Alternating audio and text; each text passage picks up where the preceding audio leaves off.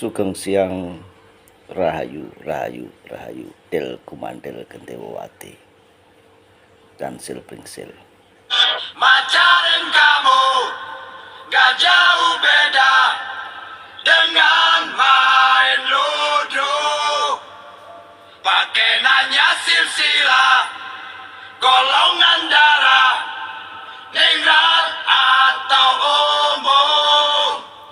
Biar ontumu senang, Palikmu senang, budemu senang, mbahmu juga senang. Ku ikut aja, Cengar cengir, mirip kebo di sawah. Oh. Nah, dari lagu ini, ya, from the lyric of the song, kita paham, ya, gak perlu ningrat atau umum macarin kamu. Nah, ketika seseorang banyak yang suka dengan simbol-simbol sosial, entah itu nama-nama besar, trah, ya, trah kadewatan, trah kerajaan, trah kaum beriman, ya, trah holy suci. Ya, tentu saja itu adalah nilai ekonomis, ya, nilai ekonomis. Lebih mudah, ya, untuk mencari simpati, untuk mencari pengikut, untuk mencari yang nanti ujung-ujungnya adalah sosial ekonomi. Yang malah menghargai serta menghormati ketika seseorang itu berjuang atas nama sendiri, menjadi diri pribadi, tidak menjadi orang lain atau trah atau keturunan ini keturunan itu, ya. Banyak sekarang diperbincangkan trah ini trah itu. Lari-larinya pasti kepada orang yang hebat, ke Eyang Sri Aji Jayabaya, Eyang Sri Aji Brawijaya, ya, atau ke Panembahan Senopati, atau ke Kanjeng Nabi.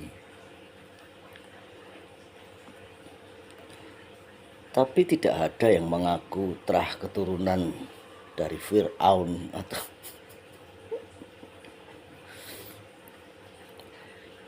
nggak ada, keturunan Dajjal nggak ada yang mau, ya. Hanya inginnya menjadi keturunan orang-orang yang baik.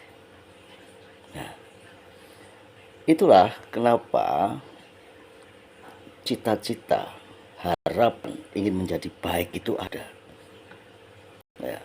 Cita-citanya, harapannya seperti tokoh-tokoh yang dihormati dan dipuja, sehingga mengaku bahwa aku adalah keturunannya, ya, harapan itu. Nah, ketika itu sebuah harapan dan ternyata bukan dari keturunannya, berarti itu hanya harapan. Ketika seseorang berharap, berarti dia bukan atau belum. Ketika seseorang berharap menjadi keturunan orang-orang yang baik, berarti dia belum baik. Dia masih harus proses, ya, proses.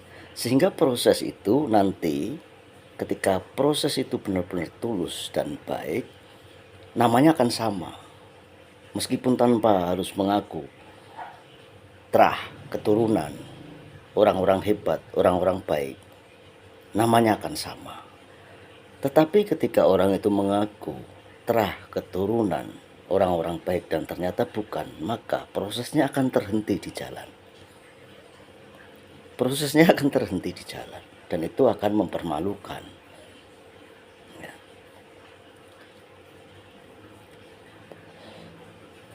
Tetapi apa sebenarnya keuntungan ketika engkau mengaku terah ini terah itu? Ya, sosial ekonomi. Ya. Sosial ekonomi. Yang jelas pasti itu. Karena menurut kedangkalan spiritual Eyang, seorang terah itu meskipun terpisah jarak waktu, meskipun terpisah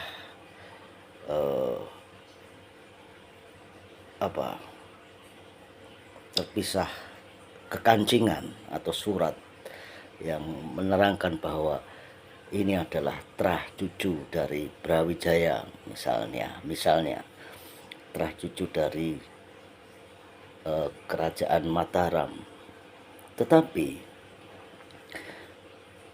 tanpa pun dia harus mencari identitasnya yang sesungguhnya, itu sebenarnya nampak pasoryan atau wajah rata-rata, meskipun hidungnya pesek, meskipun hidungnya mancung, meskipun kayak Eyang mancung atau enggak tahu, tapi itu nampak. Dan kawibawan atau berwibawanya itu luar biasa kalau terah itu. Ya. Karena terah itu auranya itu positif, auranya itu duduk itu auranya kelihatan. Telkomandel Gendewati dan Selbringsel. Meskipun dia hitam, meskipun dia agak pesek, ya karena banyak juga ya terah-terah yang pesek, yang hidungnya pesek, yang hidungnya mancung, struktur giginya hampir-hampir sama lah struktur giginya. Karena kalau ilmu kedokteran itu dari kedangkalan spiritual yang ini ya, yang tidak bisa membedakan, yang tidak bisa ditipu itu kan struktur gigi ya, saudara atau bukan. Ini struktur gigi ini hampir-hampir sama. Dan pasuryan ini hampir-hampir sama, ini lonjong-lonjongnya gitu. Kayaknya loh dari kedangkalan spiritual Eyang itu kalau Mataram, Majapahit itu lonjong-lonjong, hidung-hidung agak mancung, bulu-bulu yang di sini ini nyambung semuanya. Seperti itu. Kayaknya yang juga nggak paham, yang bukan keturunan ya. Nah, begitu juga sang pinilih, sang kesatrio, itu nanti kan bukan keturunan ningrat, bukan keturunan wali. Ya. Sang kesatrio ini berdiri sendiri. Atau mungkin bahkan keturunan yang hilang dari identitas itu. Tetapi yang Eyang bilang tadi, sang pinilih itu, sang kesatrio itu bersinar pasuryannya. Pasuryan itu wajah atau muka. Ya banyak lah yang diberikan kekancingan atau anugerah-anugerah penghargaan atas nama misalnya Keraton Kasunanan Surakarta, Keraton Kasultanan Yogyakarta, Keraton Mangkunegaran, Keraton Pakualam, keraton ya diberikan penghargaan karena pengabdiannya, dari abdi dalam atau abdi di dalam, lalu diberikan penghargaan ya, entah itu Temenggung, entah itu apa, menjadi keluarga besar. Nah, bangga, mereka pasti punya kebanggaan ya, seperti itu, kebanggaan. Tetapi kadang-kadang jangan sampai kebanggaan ini menjadi berlebihan ya. Karena untuk menjadi orang-orang yang benar di dalam itu, untuk menjadi orang yang besar itu sebenarnya nggak butuh terah keturunan, Karena kita itu titisan semesta. Titisan semesta itu langsung diajari oleh semesta, ilmunya dari semesta, dilindungi oleh semesta. Itu. Gulanya ini luar biasa, kopinya gulanya menyengat sekali.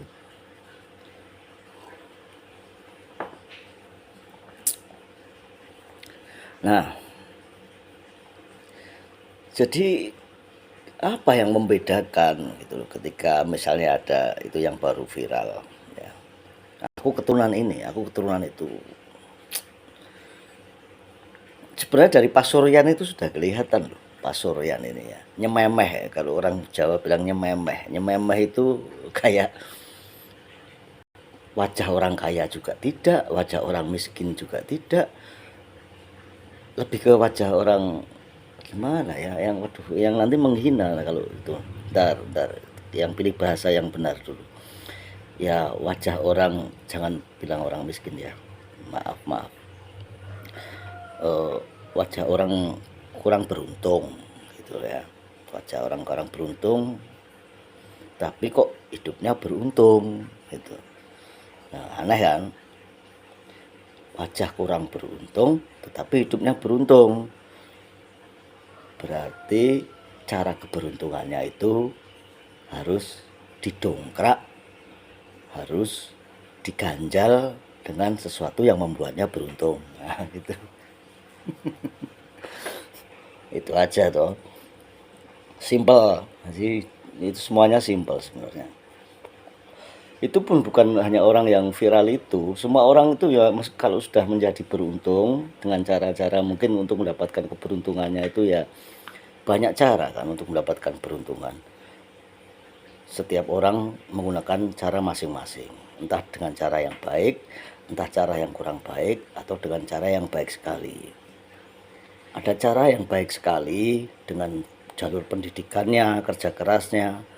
Ada yang kurang baik dengan cara menjilat, mencuri, merampok, korupsi, sehingga menjadi seorang yang beruntung. Ya. Ada ya jalur yang baik, baik itu ya biasa lah, jalan biasa. Nah, lalu untuk menjadi sesuatu, ya, biar dianggap keren, biar dianggap luar biasa, mulailah mendekati masuk ke jalur-jalur terah itu tadi. Nah, jalur terah itu tadi ya, karena terah itu memang, kenapa kok terah itu? Karena memang semuanya di Nusantara, Delku Madel Gentewati Silpringsel itu yang menduduki posisi-posisi penting itu memang kalau kita lihat itu ya terah semuanya. Jadi malulah ketika apa itu? Ketika misalnya banyak singa di sana ya, singa-singa itu menduduki tempat-tempat posisi yang hebat-hebat, datanglah seekor kucing. Hampir sama itu wajahnya mirip singa, tetapi badannya kecil. Jadi Pasuruannya ini kan kelihatan, ini singa apa kucing ya? Kok hampir mirip ya? Kayaknya kucing, tapi kok berbulunya kayak singa. Oh, ini singa. Ini pasti terahnya singa. Mau terahnya. Kan mirip itu, hampir-hampir mirip nih. Singa dan kucing ini sebenarnya hampir-hampir mirip. Cuma yang satu kecil, yang satu gede. Nah, itulah. Tapi apakah itu sangat penting? Menurut kedangkalan spiritual yang jadilah dirimu sendiri. Karena sang kesatrio, sang pinilih, sang ratu adil nanti adalah dirinya sendiri. Entah itu bagian dari terah yang hilang atau tidak, tapi beliau tidak butuh pengakuan untuk menjadi seorang pinilih, untuk menjadi seorang kesatrio, biar sama seperti singa yang lainnya. Karena dia singa yang lebih singa. Rimba, hantunya rimba yang lebih rimba. Ya. Hantunya hantu yang lebih rimba. Itulah sang pinilih, sang ksatrio, nasab, trah, dan lain-lainnya. Rahayu, rahayu dari Timur Bengawan.